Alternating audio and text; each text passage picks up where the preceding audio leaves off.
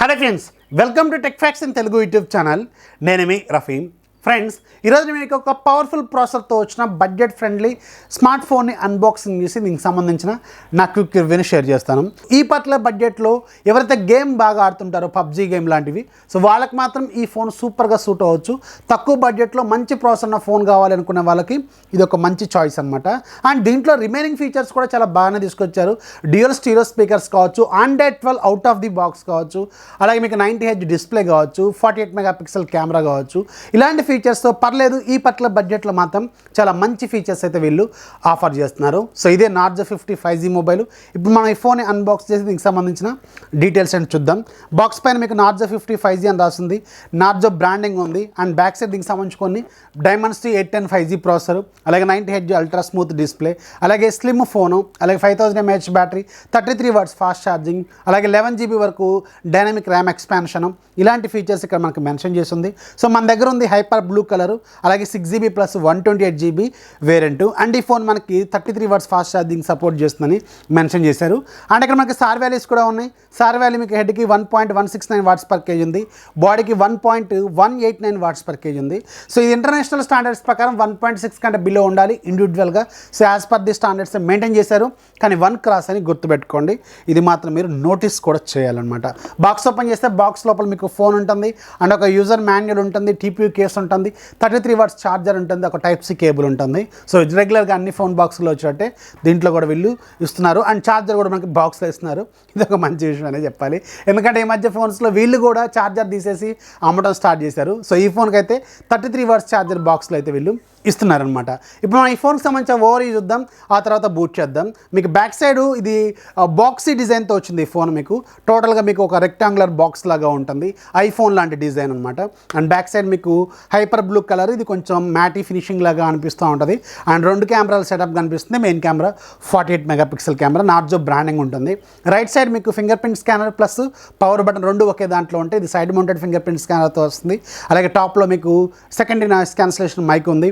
And bottom side మీకు 3.5mm head phone Jack ఉంది, main microphone ఉంది, అలాగే Type-C పోర్ట్ ఉంది. ఒక స్పీకర్ ఇక్కడ ఉంటుంది, రెండో స్పీకర్ మీకు ఇక్కడ ఇయర్ పీస్లో ఉంటుందన్నమాట. అండ్ లెఫ్ట్ సైడ్ మీకు వాల్యూమ్ రాకర్స్ ఉంటాయి.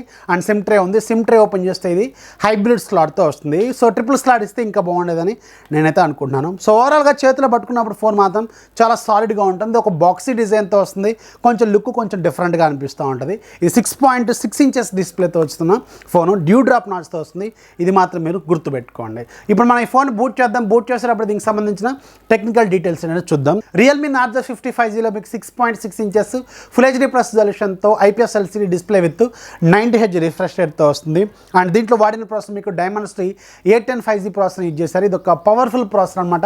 చాలా యూస్ఫుల్ ప్రాసెసర్ ఈ పర్టికులర్ బడ్జెట్లో. మీకు గేమింగ్ కావచ్చు, 5G కావచ్చు, అన్ని ఫీచర్లకి ఇది ఒక పర్ఫెక్ట్ ప్రాసెసర్ అనమాట ఈ పర్టికులర్ బడ్జెట్లో. దీనికి బ్యాక్ సైడ్ 2 కెమెరా ఉంటాయి. మెయిన్ కెమెరా 48 మెగాపిక్సెల్ కెమెరా, రెండోది ఒక డెప్త్ సెన్సార్ లాగా వీళ్ళు ఇచ్చారు. ఫ్రంట్ సైడ్ మీకు 8 మెగాపిక్సెల్ సెల్ఫీ కెమెరా ఉంటుంది. 5000 mAh battery with 33 watts charger బాక్స్లో ఇస్తారు. Android 12 out of the box వస్తుంది. Realme UI 3.0 ఇది out of the box boot అవుతుంది. సైడ్ మౌంటెడ్ ఫింగర్ ప్రింట్ స్కానర్తో వస్తుంది. అలాగే ఫేస్ అన్లాక్ కూడా సపోర్ట్ చేస్తుంది అనమాట. సో ఇవి దీంట్లో ఉన్న hardware level configuration on paper. And దీనికి సంబంధించి యూజర్ ఇంటర్ఫేస్ ఒకసారి అబ్జర్వ్ చేస్తే ఇంట్రెస్టింగ్లీ ఈ ఫోన్ మీకు out of the box Android 12తో బూట్ అవుతుంది. ఇది ఖచ్చితంగా ఒక మంచి పాయింట్ అని చెప్పాలి. ఎందుకంటే ఈ పట్ల బడ్జెట్లో మనకి చాలా ఫోన్స్ ఇప్పుడు లాంచ్ అవుతున్నవి Android 11తో అవుట్ ఆఫ్ ది బాక్స్ వస్తుంటే, ఇది మాత్రం Android 12తో అవుట్ ఆఫ్ ది బాక్స్ వస్తుంది. ఇది మీకు చాలా యూజ్ అవుతుంది, ఎందుకంటే ఫ్యూచర్లో ఇంకొక 2 అప్డేట్స్ ఈజీగా మనకి వస్తాయి కాబట్టి. సో ఇదైతే మీరు నోటీస్ చేయండి. అండ్ ఒకసారి యూజర్ ఇంటర్ఫేస్ కూడా ఒకసారి అబ్జర్వ్ చేస్తే, సో ఇది కూడా మీకు డిఫాల్ట్గా గూగుల్ డైలర్ అలాగే గూగుల్ మెసేజింగ్ యాప్తోనే out of the box boot అవుతుంది. ఇది ఇప్పుడు మ్యాండేటరీ, గుర్తుపెట్టుకోండి. అండ్ ఒకసారి యాప్స్ కూడా అబ్జర్వ్ చేస్తే, ఇవి మీకు చాలా వరకు యాప్స్ అయితే కొన్ని థర్డ్ పార్టీ అప్లికేషన్స్ అయితే వీళ్ళు తీసుకొచ్చారు. ఫేస్బుక్ కావచ్చు, మాజ్ కావచ్చు, అలాగే డైలీ హంట్, ఇలాంటి ఒక 5-6 అప్లికేషన్స్ అయితే ఉన్నాయి. అవన్నీ మీరు అన్ఇన్స్టాల్ కూడా చేసుకోవచ్చు. మీకు నచ్చని ప్రతి యాప్ దీంట్లోంచి మీరు రిమూవ్ కూడా చేసుకోవచ్చు. అండ్ ఒకసారి సెట్టింగ్స్ ఒకసారి అబ్జర్వ్ చేస్తే, ఇది Android 12 కాబట్టి UI మాత్రం కొంచెం డిఫరెంట్గా ఉంటుంది. కలర్ వైజ్ 12 మీకు Android 12తో వచ్చింది మాత్రం కొంచెం డిఫరెంట్గా ఉంటుంది. అదే కలర్ వైజ్ 12 ఇప్పుడు Realme UI అని పేరుతో చదువుతాం కాబట్టి, సో చేంజెస్ ఏమి ఉండవు, పేరు మాత్రమే చేంజ్ ఉంటుంది. UI మొత్తం కూడా మీకు అదే ఉంటుందన్నమాట.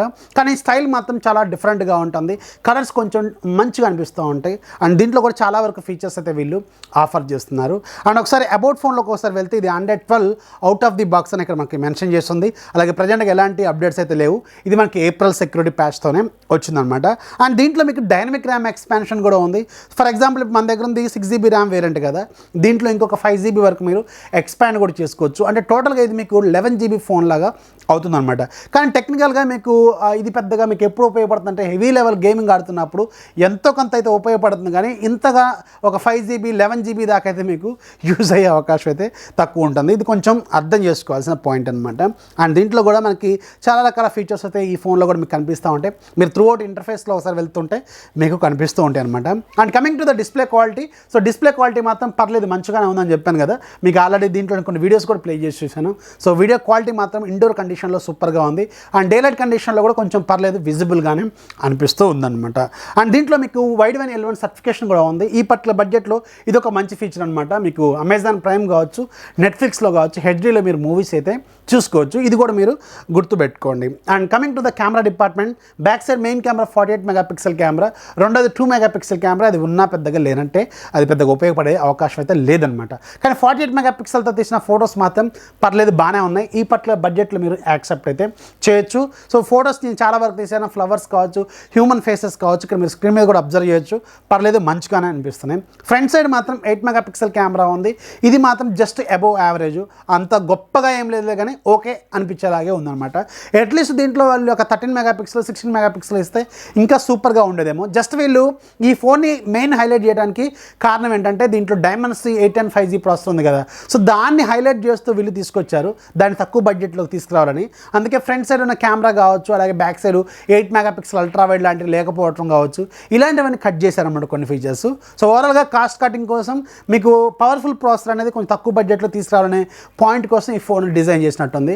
సో ఓకే, మీకు ఒకవేళ గేమ్ బాగా ఆడే వాళ్ళకి, ఇలాంటి వాళ్ళకైతే ఇది బాగానే ఉంటుంది. ఎందుకంటే డైమెన్సిటీ 810 5G ప్రాసెసర్ అనేది చాలా పవర్ఫుల్ ప్రాసెసర్, చాలా యూస్ఫుల్ ప్రాసెసర్ కూడా. మీకు చాలా గేమింగ్కి మాత్రం చాలా బాగుంటుంది అనమాట. ఇది 24వ తారీఖు నుంచి మీకు ఫ్లిప్కార్ట్లోకి సేల్లోకి అయితే వస్తుంది. ఒక లుక్ అయితే వేయండి. ఓవరాల్గా అన్ని ఫీచర్స్ బాగానే ఉన్నాయి, మంచి ప్రైజింగ్లోనే వచ్చిందని చెప్పాలి. బడ్జెట్ గేమర్స్కి మాత్రం ఇది సజెస్ట్ చేయదగ్గ ఫోను. సో ఇది నార్జో 50 5Gకి సంబంధించిన ఫుల్ డీటెయిల్స్. వీడియోస్ ఖచ్చితంగా లైక్ చేయండి, మీ ఫ్రెండ్స్కి షేర్ చేయండి, మన ఛానల్ ఎప్పుడు సపోర్ట్ చేస్తుండండి. This is Rafi signing off. జై హింద్.